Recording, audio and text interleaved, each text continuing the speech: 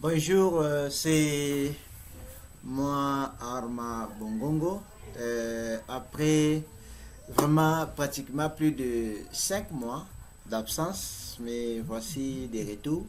Avant de commencer, je commence par vous souhaiter à tous les chrétiens parce que je sais que parmi les gens qui sont abonnés dans ma chaîne et ceux qui vont entrer, il y a des chrétiens, il y a des musulmans, d'autres religions. Je souhaite euh, joyeux Noël à tous les chrétiens parce qu'aujourd'hui c'est le jour de Noël. C'est pourquoi je me dis que je dois faire une vidéo qui va marquer vraiment ces temps, une vidéo qui fera plaisir aux gens qui aiment modéliser, une vidéo un peu approfondie sur la modélisation macroéconométrique. Alors, vous allez comprendre que euh, la vidéo sera assez longue parce qu'il y a beaucoup de choses que je vais expliquer. Comme j'avais dit dans une des vidéos que je ne sais pas faire une vidéo qui sera de 5 minutes parce que mes vidéos sont tellement pédagogiques. Dans ces vidéos, j'essaie d'expliquer mot par mot ce que je vais vraiment faire pour que celui qui va suivre cette vidéo puisse vraiment comprendre par la suite. Il ne suffit pas seulement d'utiliser les logiciels comme un robot, mais plutôt de comprendre d'abord l'idée sous-jacente derrière la modélisation que nous faisons. Aujourd'hui, nous allons faire la modélisation macroéconométrique. Et cette modélisation, c'est d'ailleurs les modèles que j'avais utilisés dans mon mémoire de DA. Je vais vous montrer où j'étais avec mon modèle de DA avec 46 équations et où je suis aujourd'hui avec 230 équations. Et les modèles est en train d'être encore mis à jour. C'est pourquoi jusqu'à ce jour, je n'ai jamais mis mon mémoire de DA en ligne, uniquement parce que je suis en train de continuer avec la modélisation de ces modèles-là. Mais sinon, j'ai jugé bon de mettre les modèles à question au profit de tout le monde. Voilà. Sans plus tarder, je commence avec cette partie de diapo. Alors, nous parlons ici des modélisations macroéconométriques. Alors déjà, je vais commencer par qu'est-ce qu'un modèle. Le modèle est une représentation simplifiée de la réalité ou un outil d'aide à la décision. Le modèle est à l'économiste ce qui est la carte au géographe. Donc, tout ça pour dire que lorsque vous êtes un économiste, vous devez comprendre comment modéliser un phénomène économique pour prendre des décisions par la suite. Quels sont les avantages des modèles appliqués par rapport au dire des experts? Parce que les experts, il y a les économistes qui se comportent aujourd'hui comme des experts, ils sont théoriciens, ils parlent seulement, mais quand vous êtes un modéliste, vous avez des atouts par rapport aux autres qui ne sont là que pour parler. La formalisation des relations, des comportements, pouvant faire l'objet d'une lecture et d'un contrôle par une personne extérieure. Parce que vous pouvez faire quelque chose aujourd'hui, un modèle, vous pouvez envoyer à une autre personne, peut facilement comprendre ce que vous faites. La prise en compte d'un nombre illimité de mécanismes indépendants, l'assurance de la cohérence comptable de l'équilibre obtenu, la possibilité de comparaison formelle avec d'autres modèles et la description objective de différence. Alors, ici on dit quel est l'objet des modèles appliqués au pays de développement. D'abord, pourquoi on va appliquer les modèles? Ici, pour le gouvernement, l'avantage de la modélisation pour les gouvernements, ça permet au gouvernement de faciliter la formulation des stratégies de développement, de quantifier les effets des mesures de politique économique, d'analyser la soutenabilité des politiques.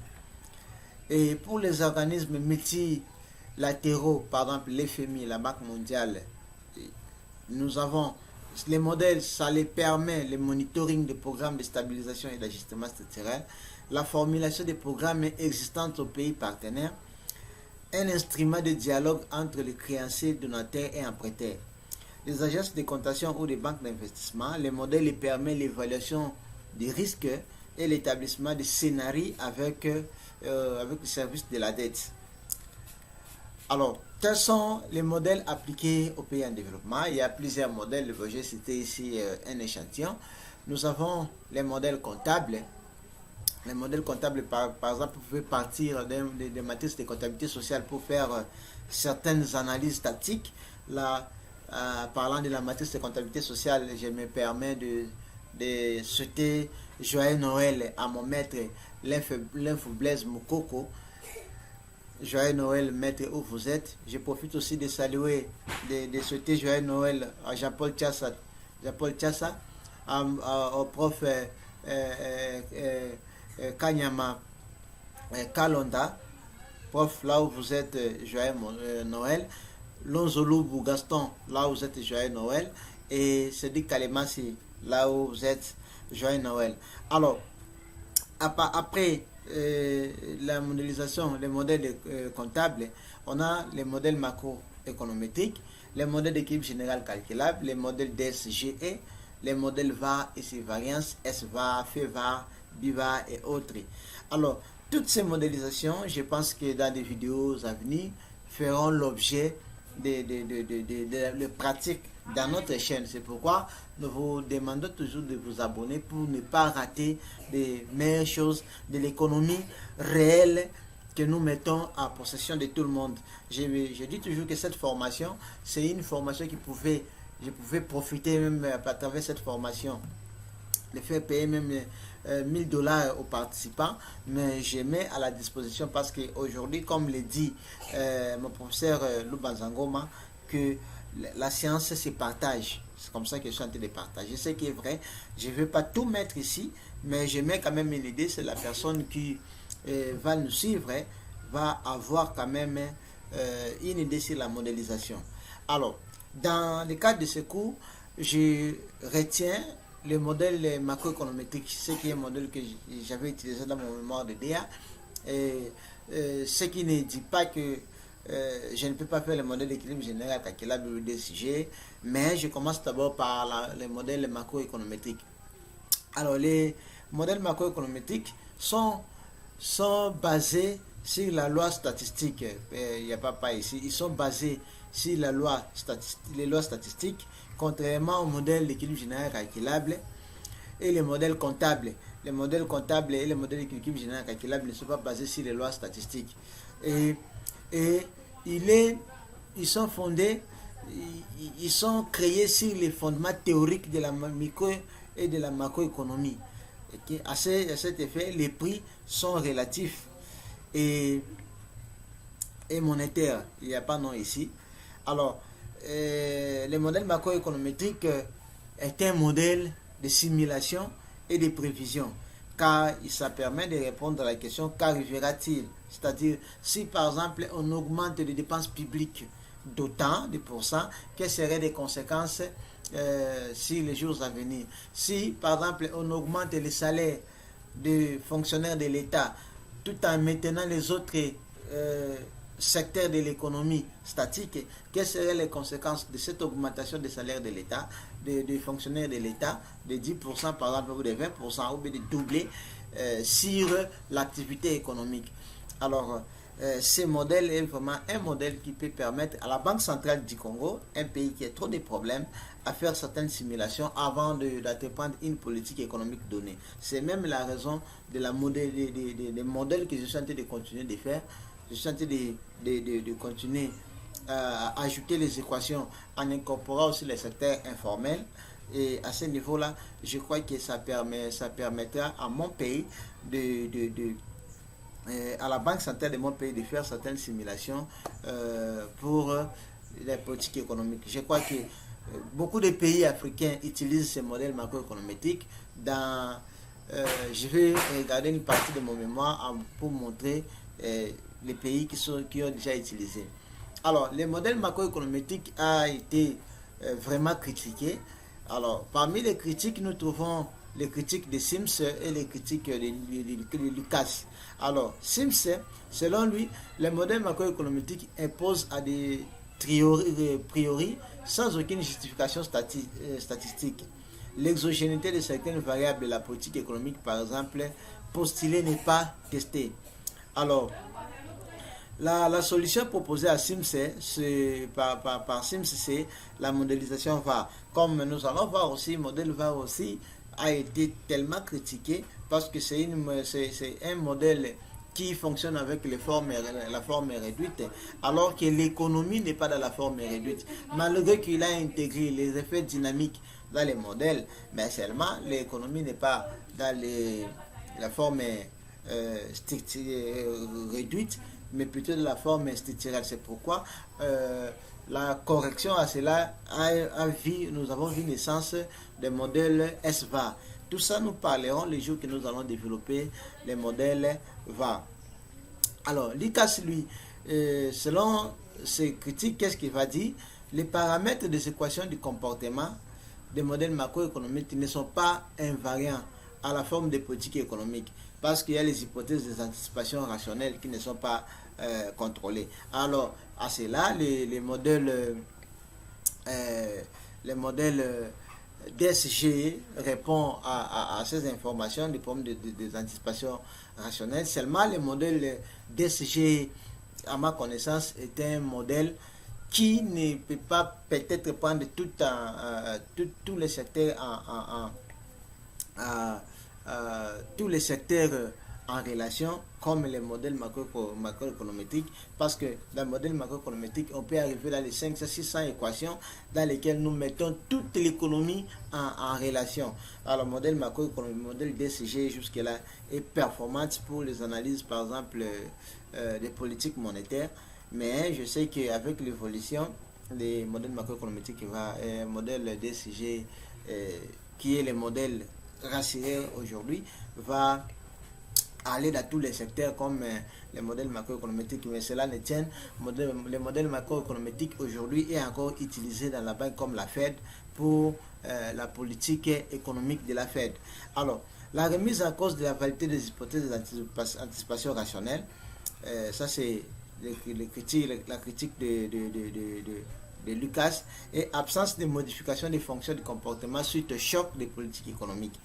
Alors, pour faire cette vidéo, j'avais regardé certains documents, mais les documents de base pour l'utilisation de cette vidéo, c'est Rick Fair, le livre des professeurs Rick Fair, un professeur qui m'a vraiment aidé pour l'élaboration de mon modèle en DA 2014, peut-être là où il est à la banque de la Fed, responsable de la cellule économique de la banque Fed. Je ne sais pas s'il est déjà remplacé, mais à l'époque il y était, que je salue. Testing Macroeconomic Model, Harvard University Press 1994. Ça, c'est le livre que j'ai vraiment utilisé. Et puis, les livres de Pendic et les autres, qui est Econometric Model for Economic Forecasts. Ça aussi, c'est le livre que j'ai utilisé. Alors, les étapes de construction et l'utilisation des modèles macroéconométriques sont quoi? On commence d'abord par la spécification des modèles. On commence par spécifier les modèles. On spécifie les modèles ici à partir de la théorie. On ne peut pas se mettre à créer les équations comme si on était en train de créer je ne sais pas quoi. On commence toujours à partir d'une théorie existante, et c'est à ce niveau-là qu'on va maintenant créer les équations et spécifier les modèles à partir de la théorie et en respectant certaines formes fonctionnelles. Alors, la mise en place de la base de données, la deuxième étape, l'estimation du modèle, la résolution du modèle et l'utilisation des modèles. Dans l'utilisation des modèles, nous avons la prévision et nous avons les simulations, c'est-à-dire analyse des chocs. Pour ce qui concerne cette vidéo, nous allons nous limiter au niveau de l'utilisation des modèles en faisant des simulations. Et après ça, nous avons la gestion des modèles, parce que vous devez gérer les modèles en mettant les modèles à jour. Parce qu'une fois que vous êtes vous regardez les modèles, par exemple les modèles que moi j'ai utilisés dans mon mémoire de DA, c'était en 2014, et aujourd'hui les modèles sont en train de se mettre à jour et les choses évoluent avec les données qui s'ajoutent, avec de nouvelles variables qui s'ajoutent, ainsi de suite. Donc il faut mettre les variables à jour, il faut réestimer, ainsi de suite. Alors, dans la spécification du modèle macroéconomique standard appliqué à une économie de développement, nous devons avoir des blocs. Alors, pour avoir des blocs, par exemple, lorsque vous avez plusieurs équations, alors il sera difficile de maintenir toutes les conditions d'estimation des modèles à équations simultanées. Donc, il faut à ce niveau-là représenter les équations selon les blocs. Alors, je vais vous montrer même dans mon mémoire comment j'avais fait, parce que dans mon mémoire de DA, j'avais 46 équations et un modèle qui s'appelait dépenses publiques et amélioration du bien-être en RDC. J'avais des blocs, je crois, avoir 5 ou 6 blocs. Et ici, à partir des nouveaux modèles qui a déjà évolué, j'ai essayé d'arranger les blocs en fonction ici. Vous allez voir même les modèles à question qui a aujourd'hui 230 équations. Alors, le premier bloc, c'est le bloc de demande. Dans le bloc de demande, vous avez les équations qui seront là. Vous avez les blocs d'offres, le bloc d'emploi, les blocs de prix, les blocs de finances publiques, les blocs du secteur monétaire et la balance des paiements. Vous comprenez que ces modèles prennent en compte tout. Et aujourd'hui, parce qu'il y a une enquête sur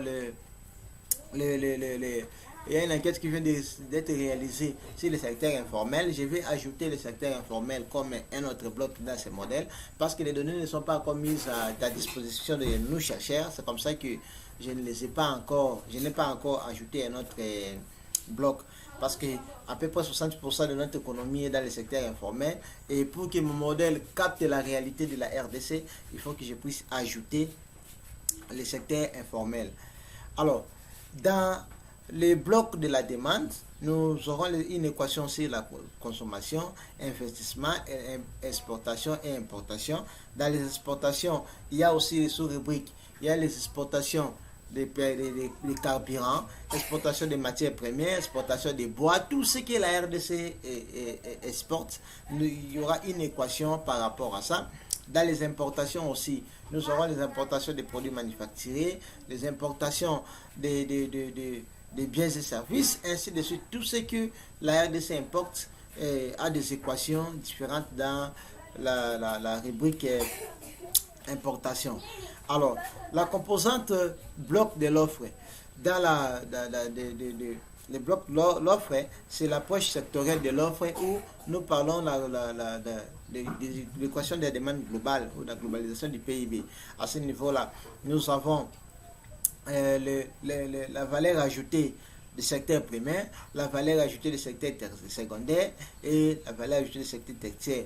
Tout cela, il y a des équations qui sont dans chaque détermination de valeur ajoutée. Il y a des équations et des équations parce que il y a par exemple les valeurs ajoutées des pêches, valeur ajoutée des productions agricoles. Voilà, il y a plusieurs équations que je ne saurais expliquer dans cette courte vidéo peut-être.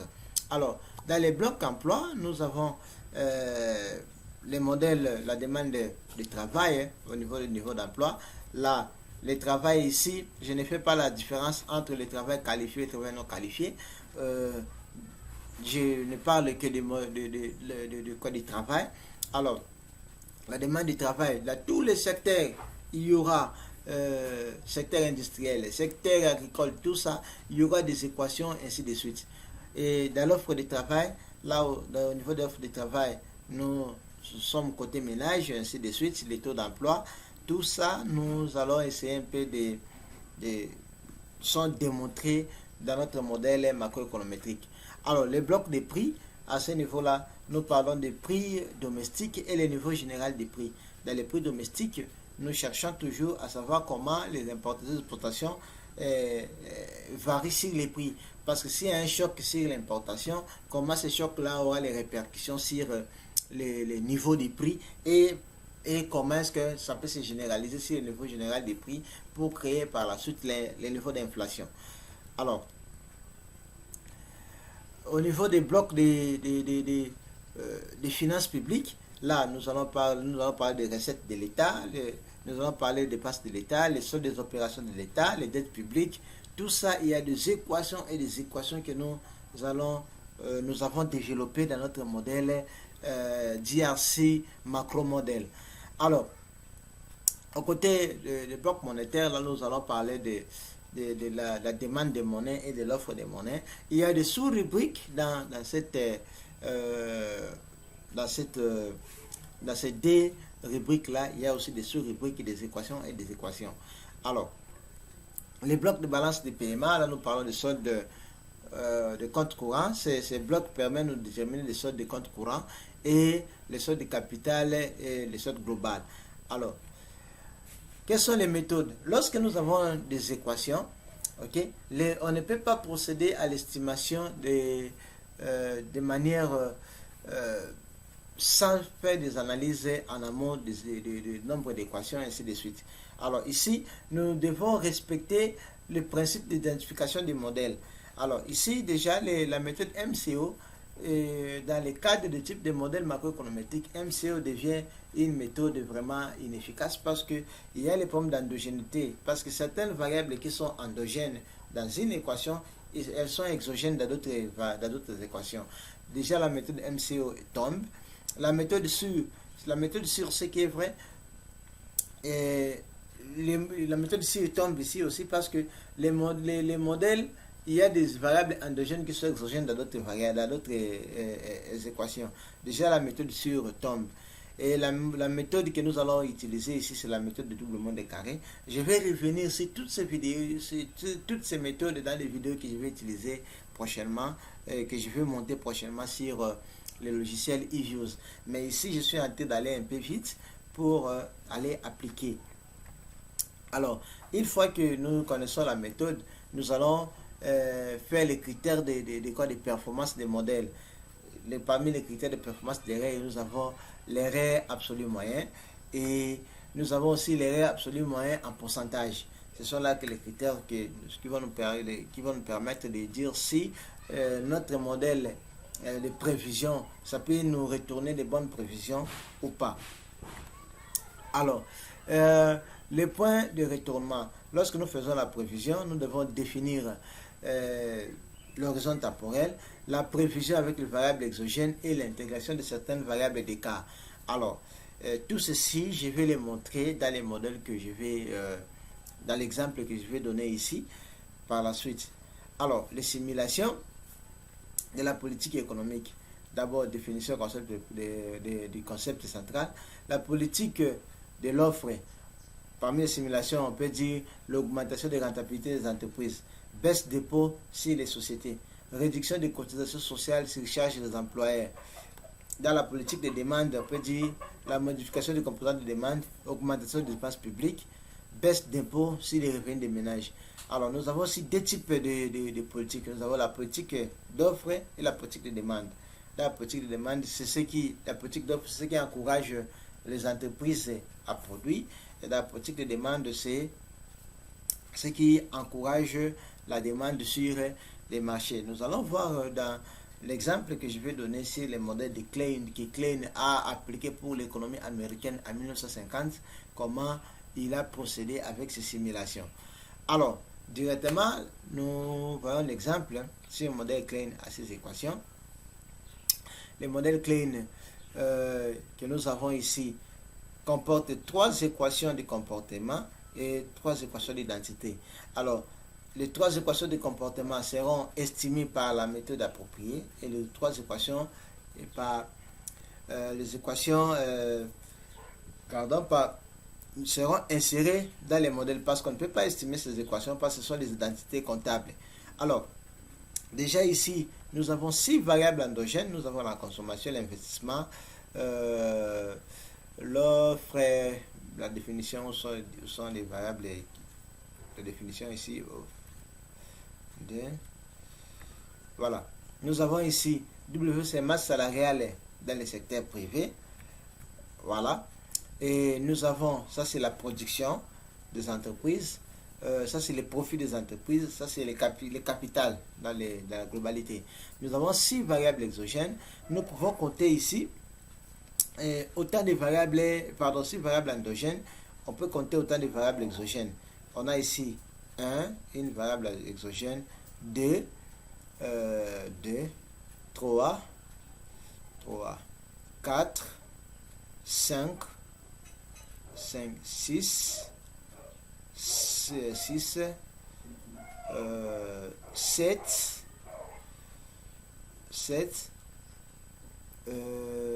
et 8 la constante. Donc nous avons 8 variables exogènes, hein, et 6 variables endogènes. Alors à ce niveau, à chaque équation, nous allons faire les conditions d'identification. Nous allons voir que si nous faisons l'équation des conditions d'identification, l'équation ici sera suridentifiable.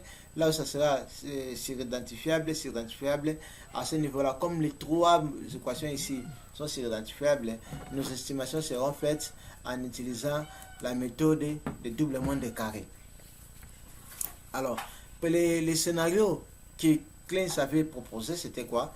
La hausse des masses salariales. Là, ça c'est la politique d'offre de la demande. L'offre de la masse salariale est maintenue 4 années à venir.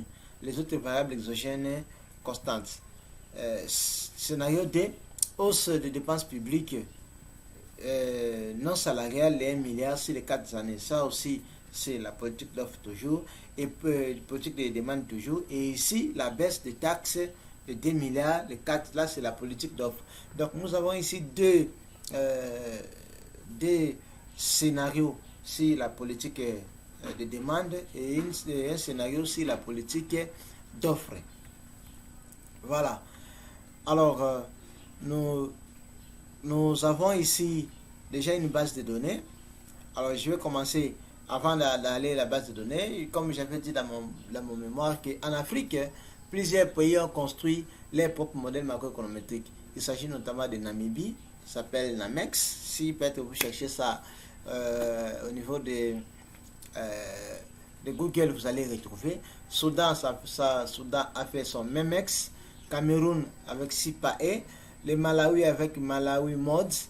Lesotho avec ceci. Kenya, Botswana, Éthiopie, Rwanda, Sierra Leone, Mali, Nigeria, Afrique du Sud, Tanzanie, Zambie, Égypte et Burundi. Tous ces modèles, tous ces pays ont fait les modèles macroéconométriques pour tester des politiques économiques dans leur pays. Alors, et ça c'est dans mon mémoire DANPTCI, qui est intitulé Dépenses publiques et bien-être en RDC, une application de modèles macroéconométriques. Un mémoire qui avait vraiment du succès. Par là, je remercie mon promoteur ou mon directeur, professeur Benjamin Fomba. Je remercie professeur Aleki Kandi pour son support, pour son appui dans la réalisation de ces modèles. Je remercie professeur Didier Mupambala, lui aussi, pour son appui, surtout à la partie problématique de ces modèles, de ces mémoires. Vraiment, chers professeurs, soyez en remerciés. Et maintenant, je vais aller dans les fichiers vus que j'ai ici. Alors, si vous regardez, si je rentre là, je suis dans ma base de mon modèle. Vous voyez ici, Armand modèle. Si vous voyez quelque part ici, ça c'est DRC modèle. Si j'ouvre là-bas, vous allez voir, il y a autant d'équations. Vous voyez, ça c'est les modèles pour la RDC. Voilà. Le modèle pour la RDC. Nous avons jusque-là 230 équations. Alors, les données se limitent jusqu'à 2017. Et jusqu'à 2022, là, je ne fais que des simulations. Et les données que j'ai utilisées sont des données trimestrielles. Aujourd'hui, avec eJoes, comme dans l'autre vidéo, je vais vous montrer comment trimestrialiser des données à partir des autres données trimestrielles. Comment vous pouvez trimestrialiser les données en suivant le rythme des données trimestrielles que vous avez. C'est facile, nous le ferons dans des prochaines vidéos. Alors, ici, nous avons les équations, les différentes variables là.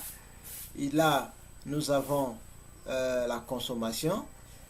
C'est $1 million à l'époque pour les États-Unis. Là, nous avons les dépenses publiques. Ici, nous avons l'investissement. Et là, nous avons le stock de capital. Là, nous avons les profits des entreprises. Où sommes-nous? Profits des entreprises. Ici, nous avons les montants des taxes. Et là, nous avons la variable temps, parce que dans une équation, il y avait la variable temps. Là, nous avons le bénéfice, les masses salariales dans les secteurs privés et WP, masse salariale dans le secteur public. Et nous avons X ici, la production. Alors, nous allons revenir sur les modèles pour estimer équation par équation.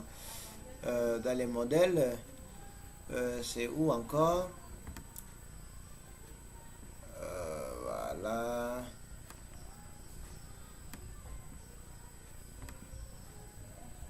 Voilà. Nous avons la consommation est fonction de quoi? Est fonction des profits des entreprises, profit d'entreprise moins 1 et W plus WP. Alors, je vais faire un peu ça. Je vais essayer un peu de réduire.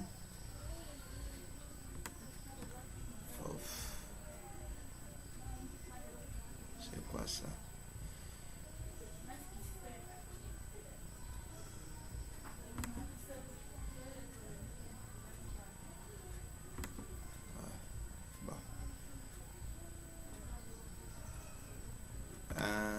Je peux arranger ici en attendant. Oh, c'est quoi ça?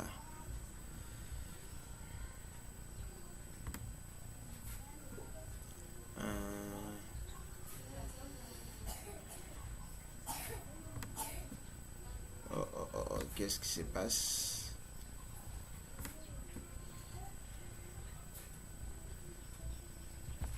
Voilà. Bon, je rentre là, ok. Et ici, je remets la barre. Je ferme d'abord ça. Et voilà, je rentre là. Voilà. Je vais commencer par estimer. Je vais d'abord fermer ceci. Voilà. Barre de commande, oui. Je peux estimer le premier modèle, c'est mon souci était de réduire un peu ici. Voilà. Ça, c'est une bonne chose. Là aussi, je peux réduire ici.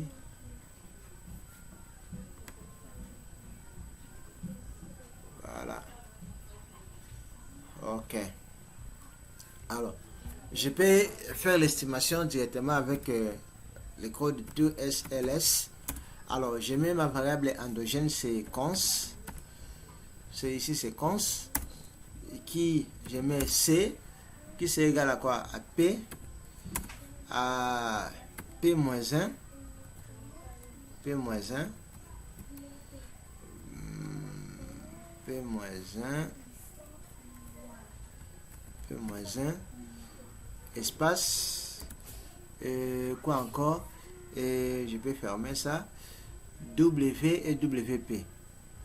W plus WP.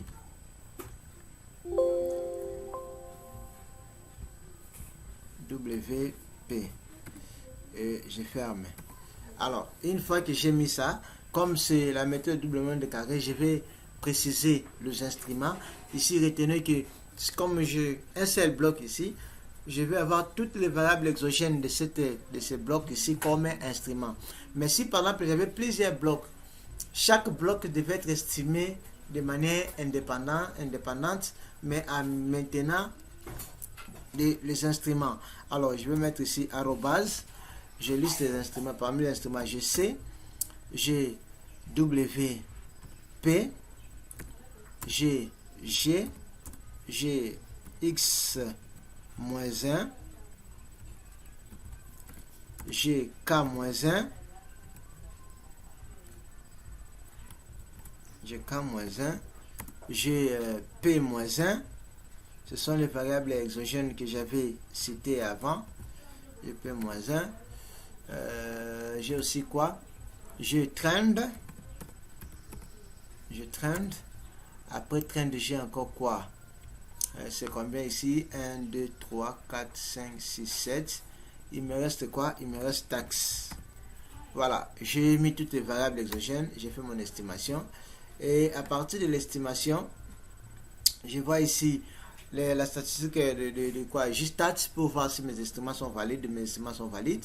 Alors, les modèles commencent de 1921 à 1941.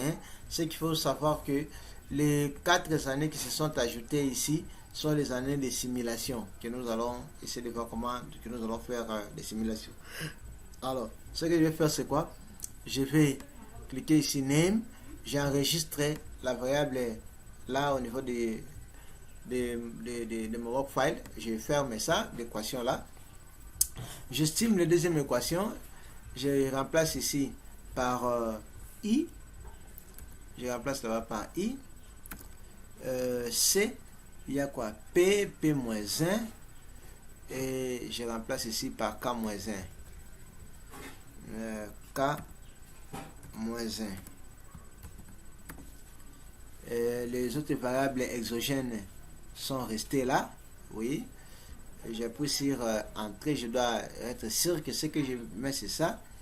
J'ai ici P. Oui.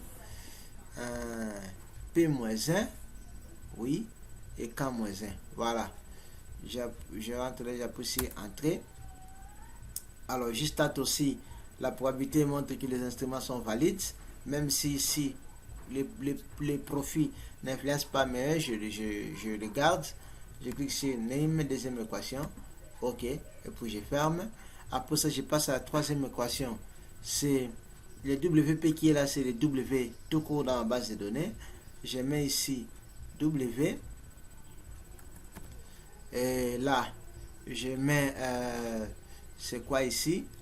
X. Je remplace P par X. X. Je mets là-bas X-1. Et puis, je mets trend. Je remplace K-1 par trend. Trend. Voilà. Estimation. Justat. La probabilité me dit que mes instruments ne sont pas tellement bons. Bon, ce n'est pas un problème. Je vois quand même si les variables sont significatives par la constante. Alors, ce que je vais faire, c'est quoi? Je vais enregistrer. J'enregistre l'équation et puis je ferme. Alors, j'ai estimé les 3 équations de mon modèle. Alors, les 3 équations du comportement. Si vous aviez 50 équations de comportement, vous estimerez ces 50 équations de comportement. Alors, à ce niveau-là, je vais maintenant ajouter les équations d'identité. Alors, avant d'ajouter les équations de comptabilité, je vais d'abord ouvrir mon modèle. Ces 3 équations sous forme d'un modèle unique. À ce niveau-là, je vais sélectionner les 3 équations estimées. Je sélectionne les 3 en cliquant sur CTRL et puis je les sélectionne sans lâcher. Et je clique droit. Je prends ici Open as Model. Je clique là-bas Open as Model. Alors, directement, vous voyez les 3 équations que j'ai estimées sont là dans les modèles que j'ai là. Alors, à ce niveau, qu'est-ce que je vais faire? Je vais insérer les 3 équations ici. Donc, je vais faire quoi? CTRL. Je vais faire clic droit. Vous voyez ici, je prends insert. Je mets là-bas X. X égale cons plus I plus G. Donc la production égale consommation plus investissement plus dépenses publiques. Je clique sur entrée. Voilà. Et puis je clique ici insert encore. J'insère la deuxième équation. C'est P. P égale quoi? P égale X moins taxe moins quoi? Moins les salaires dans le secteur privé. Alors, donc les profits de l'entreprise, c'est quoi? C'est la production moins taxes moins les salaires. Ce qui reste, c'est les profits. Entrée. Et puis, j'insère la troisième équation. La troisième équation, c'est K égale quoi? Égale à I plus K moins 1. Voilà. J'insère cela. Et après, une fois que j'ai fini d'insérer mes équations, je vais essayer de faire une simulation théorique. Cette simulation théorique, ça va me permettre de savoir comment les variables, s'il y a ce qu'on appelle la cohésion entre les variables, si les modèles peuvent tourner, si les modèles peuvent accepter les estimations. Alors par exemple, si je vais dans mon mémoire ici, si je vais quelque part là-bas, en bas, adaptation du modèle, vous voyez, j'ai créé les blocs extérieurs. Vous voyez, c'est B, c'était bloc extérieur. J'ai ici bloc monétaire, ça c'est dans mon mémoire de DA. J'ai aussi là-bas bloc finance publique, que j'appelle aujourd'hui l'État. Vous voyez, 33, 34 équations déjà. Alors, si je vais un peu en bas, je vais essayer de montrer ce que ça signifie, la forme fonctionnelle du modèle, et puis parler de simulation des données. Voilà. Résultat des estimations. Là, après les estimations, je n'ai pas, j'ai interprété les résultats. Comprenez que là, c'est les modèles, les mémoires. Alors, je commence avec les estimations. Je parle les simulations statiques ou bien historiques. On dit quoi? La simulation historique est utilisée dans ce travail pour analyser la politique d'impact et la projection. Elle est aussi utilisée comme les tests pour voir si le modèle peut être exploité à des fins de prévision. Les sous-jacentes et que si le modèle est capable de répliquer correctement les tendances de la période historique, il est aussi capable de faire la prévision fiable, d'où les performances du modèle. En annexe, nous mettons. Alors, ça c'est, j'ai montré seulement comment les faire. Alors, comment faire cette simulation théorique? Pour faire cette simulation théorique, il suffit seulement que je clique sur Solve. Je clique sur Solve et là, vous voyez là-bas c'est baseline, déterministe, solution dynamique. Et là aussi, je mets baseline. Alors, je peux modifier la période de la prévision ici. Pour la période de prévision, si je fais toute la période, à ce niveau-là, ça va me créer les nouvelles variables, les nouvelles valeurs. Dans les cas contraires, je peux créer seulement la période de prévision. Ça sera ici de 1942, de 1942. Bon, ici, je mets d'abord tout. Pour période de simulation, ça me fait tout. Je clique ici, OK. Voilà. On me dit quoi? 1942, voilà. Donc, je vais reprendre. Le modèle a quand même tourné, mais je vais mettre ici de 1920 à 1941. Parce que de 42 à 45, il n'y a pas de données. Si je clique ici, voilà. On me dit ici que le modèle a tourné. Aujourd'hui, nous sommes le 25 décembre 2020. Il est 13h53 sur ma montre. La solution a été faite après 5000 itérations et la convergence est faite et ça me donne tout ce qui j'ai comme besoin.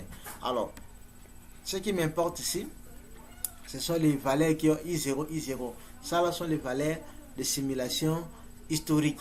Je peux comparer ces valeurs de simulation historique. Je peux les comparer. C'est seulement au niveau des variables endogènes W. Je peux comparer par exemple I et I0. Je vais ici mes Open as Group et puis je prends là-bas graph. Et si je clique ici, vous voyez comment ça s'interprète comment ici. Ça s'interprète, ça c'est la simulation théorique. Vous voyez comment l'économie a évolué. S'il n'y avait pas de choc, c'est au niveau de rouge ici que l'économie allait se situer. À cause des chocs que nous voyons, l'investissement a connu tous ces pics ici. Mais si l'économie n'avait pas connu de choc, s'il y avait, l'économie était évoluée normalement de la période de 1920 à 1941, voilà où se situait l'investissement. À l'année 2030, en 1932, on n'allait pas connaître cette baisse d'investissement comme ça. L'investissement allait être à ce niveau-là. Alors, ça, ce n'est pas ce qui nous concerne. Ce qui nous concerne, c'est faire les simulations que nous avons proposées ici. Simulation que nous avons proposées là-bas. Première simulation, c'est hausse de la masse salariale. Alors, pour cette vidéo, je vais faire seulement cette simulation et vous allez vous entraîner avec les autres simulations là où vous êtes. Alors, je vais commencer d'abord par créer les scénarios. Je clique sur scénario. Alors, je vais prendre ici scénario 1. Je clique sur scénario 1. Vous voyez là, j'ai choisi scénario 1. Si j'étais déjà dans le scénario 1, j'allais créer scénario ici. Mais comme je suis au premier scénario, je coche seulement scénario 1. Je clique sur OK. Alors, en cliquant sur OK, je vais venir maintenant au niveau des variables ici. Vous voyez là-bas, variables. Alors, au niveau des variables, vous voyez les variables endogènes sont en bleu. D'ailleurs, on a précisé and ici. Et les variables exogènes sont en jaune. La simulation, on a dit quoi ici? L'augmentation de masse salariale. Ok? L'augmentation de masse salariale, là, c'est WP. L'augmentation de masse salariale de 1 milliard et puis on maintient. Alors, à ce niveau-là, je vais générer les variables. Ici, je commence par G. Vous voyez, je clique G. Je clique droit. Je prends ici Edit Override. Là. Et on me dit, vous voulez créer une variable qui s'appelle G pour les scénarios en cours. Scénario en cours, c'est le premier scénario. Moi, je dis OK. Alors, voilà. Variable G. G initial et variable G nouveau ici. Je vais venir au niveau de là. On dit qu'on augmente seulement la masse salariale pour les 4 années et les autres années restent statiques. Donc, je vais continuer ici. Je copie là. C'est quoi ça? Je peux écrire ici 13,8 parce que ça n'a pas changé. 13,8 entrée 13,8 là aussi. Oh, j'ai mis 14 ici. 13,8 là aussi 13,8 et là 13,8 entrée.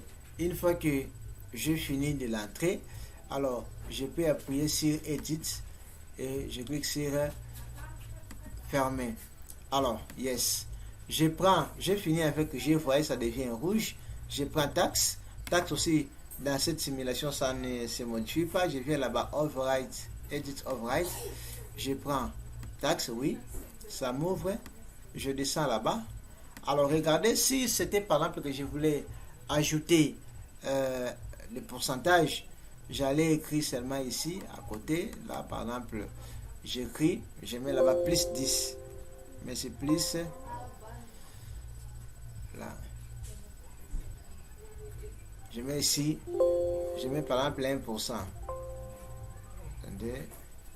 Bon, là, il fallait d'abord que je mette la valeur et puis j'ajoute. Alors, ce qui n'est pas important pour nous, je vais garder les mêmes valeurs, 11.6, 11.6, 11.6, 11.6. Oh, là c'est 11.6. Alors, une fois que j'ai fini, là aussi, je ferme ça. Je prends une nouvelle variable, c'est quoi? C'est trend. Trend, c'est le temps. Le temps, lui, ne reste pas statique, le temps continue. Alors, comme ici, les dernières valeurs par rapport au temps, c'est 21. Je vais mettre ici 22. La troisième là-bas, 23. 23. 24. et 25. Je ferme, je edit, je ferme. Et la variable que je vais faire la simulation, c'est celui-ci, que je vais augmenter 1 milliard. Ok, l'augmentation d'1 milliard. Je viens ici, edit override. Ok. Alors, je viens à la dernière valeur. La dernière valeur, c'était combien? La dernière valeur, c'était 8,5. Ça devient 9,5. Partout, ça devient 9,5. Parce qu'on a dit, on ajoute 1 milliard, ça se maintient 4 années qui suivent. 9,5. 9,5.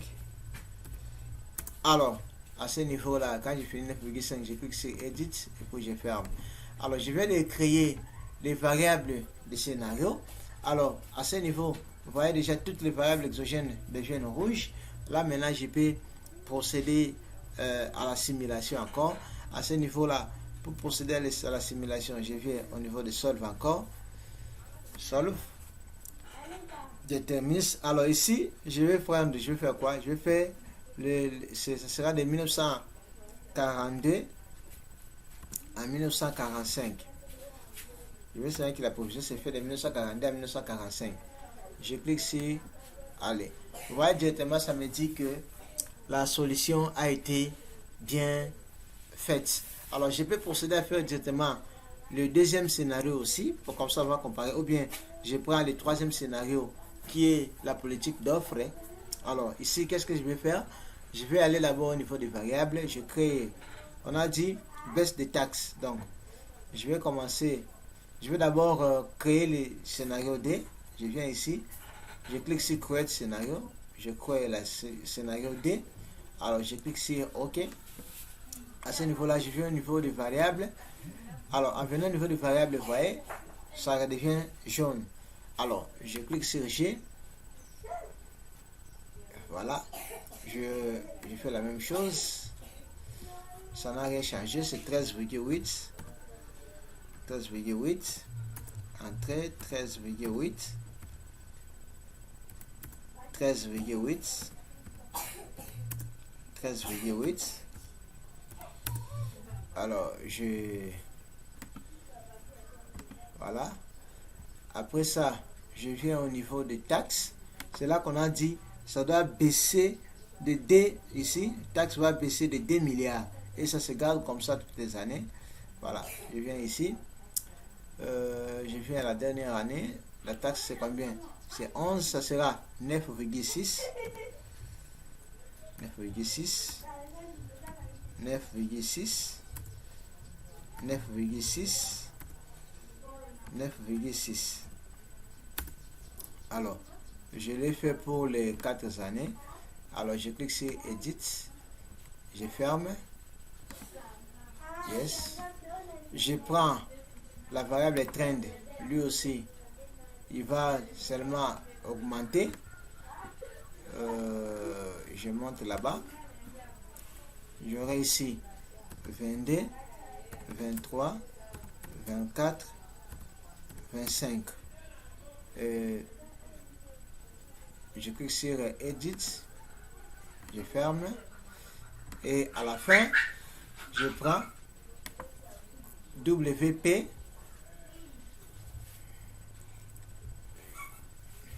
je descends aussi,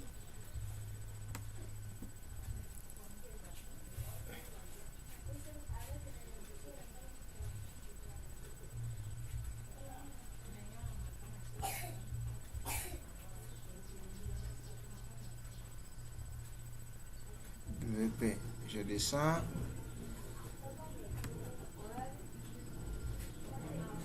là j'aurai 8,5, 8,5, 8,5, 8,5. Alors à ce niveau, je clique sur Edit et puis je ferme. Alors, et après à ce niveau là, je vais aller, j'ai fini déjà de faire de mettre les valeurs de simulation. Je vais aller la solve encore. Je mets de 1942 à 2015 et 1945. Je clique sur ça. Nous sommes exactement dans le scénario D. Il faut toujours savoir ce scénario D ici. Et clique sur là.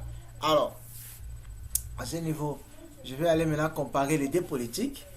Alors, la première politique, c'était la politique d'offre, et la deuxième, c'était la politique de demande. Alors, je vais comparer la consommation pour les deux politiques.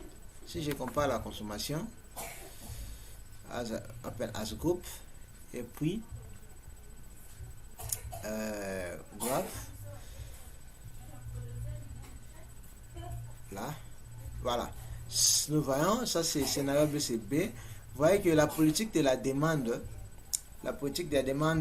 n'encourage pas la consommation, mais plutôt la politique d'offre, qui est la baisse des taxes. Et là, à ce niveau-là, baisse des taxes, et ici, si je ne m'abuse pas, c'est la taxe peut-être de ménage. C'est aussi la politique de consommation seulement. Alors, dans les deux politiques là, je vois que c'est la deuxième qui est bien pour la consommation par rapport à la première. Alors, je peux prendre maintenant, je regarde maintenant chez les entreprises, au niveau de quoi au niveau de la production, au niveau de la production des entreprises. Si je regarde au niveau de la production des entreprises, Open as a Group, je vais dans là.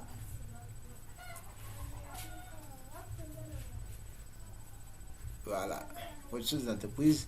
Alors, même pour la production des entreprises, c'est la politique du deuxième scénario qui est meilleure, parce qu'il permet à la production à l'année 1942-43 d'être supérieure à l'autre politique qui était la politique de l'augmentation des masses salariales. Je peux prendre aussi ici les investissements. Je regarde la conséquence de cela dans les investissements. Open as Group, voilà, Open as Group, je vais ici graph, je clique, voilà, c'est toujours la politique de baisse des taxes qui est de 2 milliards qui est la meilleure politique pour les investissements aussi. Voilà, je suis à la fin de cette vidéo. Comme j'avais commencé par vous souhaiter joyeux Noël, je continue aussi à vous dire bonne année, parce que dans une semaine nous allons entrer à une nouvelle année. Je sais que cette vidéo est longue, mais comprenez que c'est une vidéo qui est vraiment pédagogique. Et s'il y a des questions, n'oubliez pas de nous écrire. Nous avons dans des vidéos là-bas montré nos adresses mail, pour notre adresse mail, notre compte Facebook, notre numéro WhatsApp. Pour celui qui ne s'est pas encore abonné, s'il vous plaît, abonnez-vous pour que vous ne manquez pas de bonnes vidéos qui vont venir. La modélisation d'équilibre générique calculable viendra bientôt. Les modèles DCG, nous allons faire ici avec les logiciels, par exemple MS Project, comment faire le suivi et évaluation d'un projet. Tout ça, nous avons fait beaucoup de choses dans cette chaîne. Je vous demande toujours la fidélité, de passer de temps en temps, de regarder la chaîne et d'aimer les vidéos, de commenter, d'activer la cloche sonnerie pour que ça me motive un peu, et de partager aussi la vidéo avec vos connaissances pour que les autres aussi aient accès aux informations que nous avons données. J'ai dédié cette vidéo à tous mes étudiants. Mes étudiants de partout et tous ceux qui me suivent, et je sais que là, parmi les remarques que les gens me formulent, les gens disent toujours qu'il n'y a pas la démonstration mathématique. Ce qui est vrai, je ne fais pas de démonstration mathématique uniquement parce que l'auditoire qui est devant moi, c'est un auditoire hétérogène. J'ai ici les médecins qui me suivent, j'ai les économistes, j'ai les politologues, j'ai les juristes, j'ai plusieurs personnes, les philosophes qui me suivent. Là, je vois Professeur MP4, Mwalimu Akili, je salue, qui me suivent. Alors, je ne saurais pas démontrer uniquement, mais c'est que cela ne tienne dans des vidéos prochaines. Je vais commencer quand je vais vraiment parler des logiciels eJUS comme il se doit. Je vais expliquer étape par étape comment l'utilisation des eJUS, les équations aussi, les méthodes, tout ça je vais expliquer comme il se doit. Je dédie encore cette vidéo au modélisateur reconnu de la RDC, professeur Isaac Kalonda Kanyama, maître élève Blaise Moukoko, Jean-Paul Tchassa, Gaston Lonzo, James Wabenga et Kalemasi pour la modélisation des variables qualitatives. Ciao, on se voit à la prochaine